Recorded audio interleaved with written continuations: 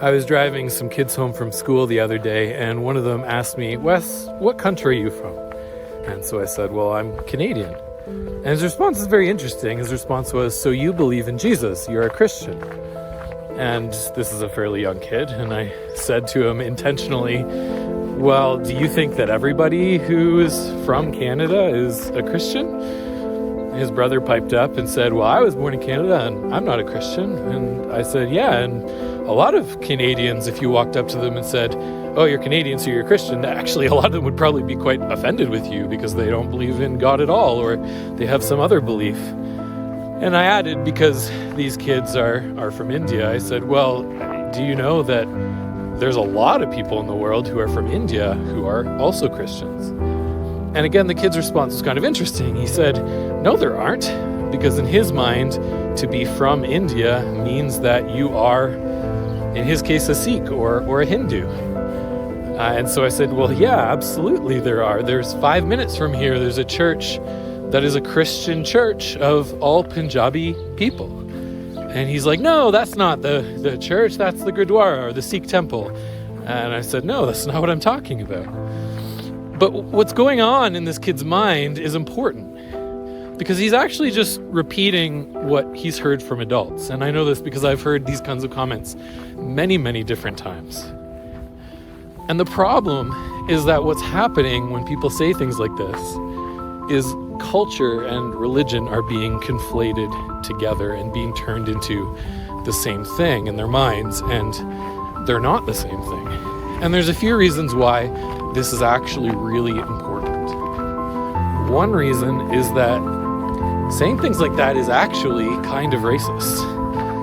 What I mean by that is, if you say, or if you teach your kids that the reason that you are a Sikh is because you're Punjabi, for example, or the reason that you're a Hindu is because you're from India, or whatever the case might be, what you're actually communicating to them is that where you are from dictates what you must believe.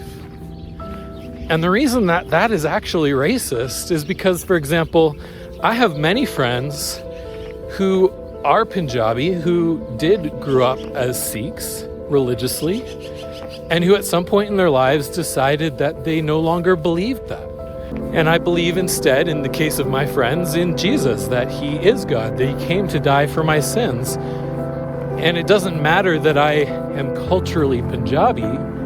I can remain Punjabi in my culture while changing my religion from Sikhism to Christianity.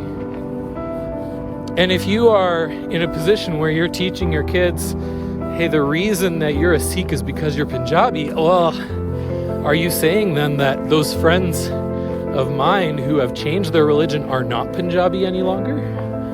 I don't think that's what we really believe, is it? I hope not.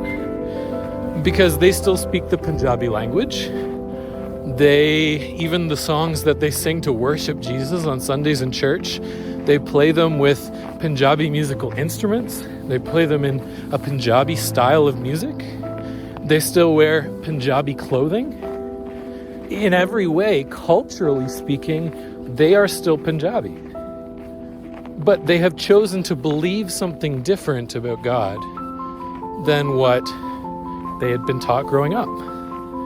And so that doesn't make them any less Punjabi, but they did change their religion, which means that culture and religion cannot be the same thing.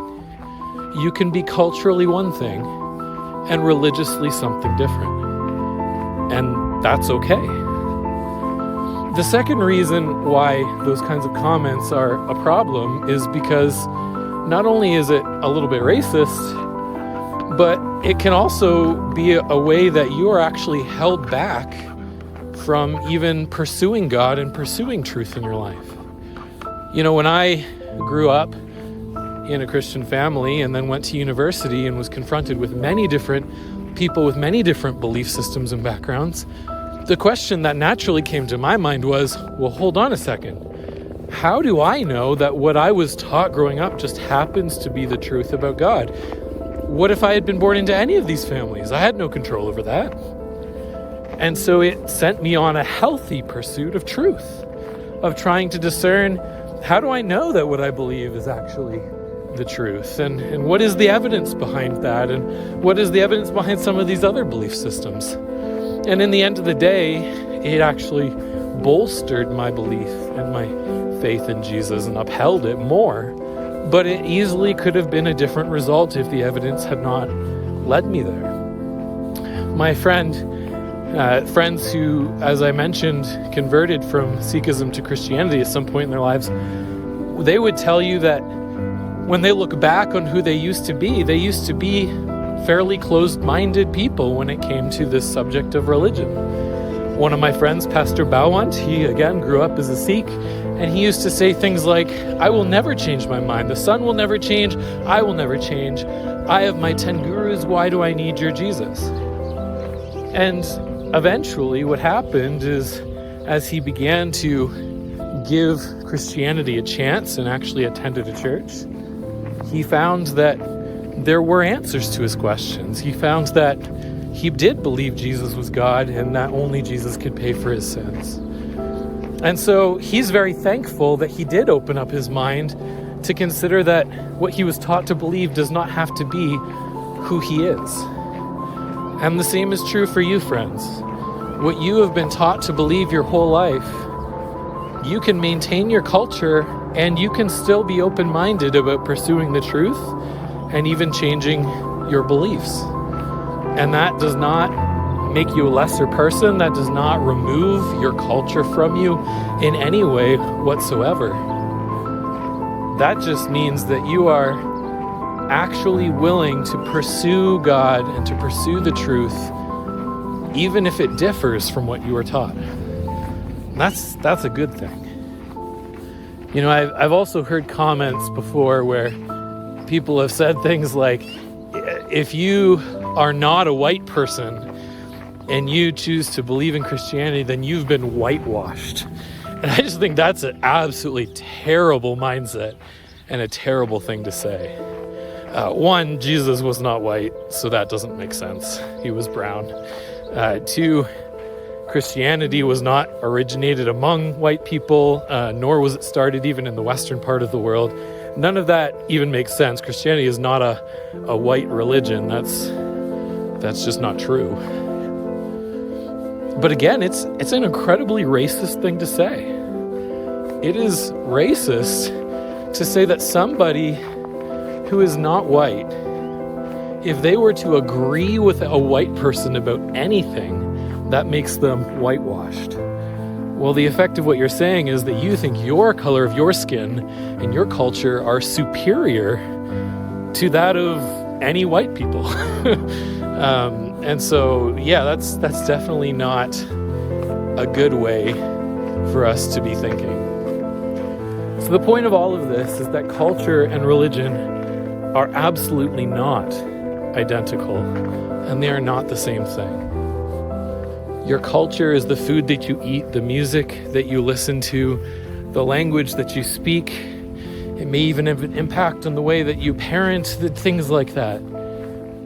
But your religion is something that at some point must become a choice, not simply something you inherit from your family or your parents or your culture. Your religion is about what you believe about God and about yourself and about the world.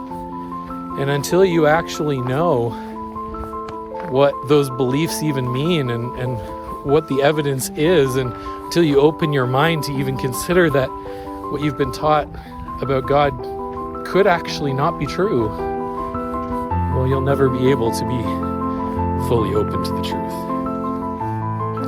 So friends, I just want to encourage us to keep that distinction in mind, both in our lives and in the way that we teach our kids.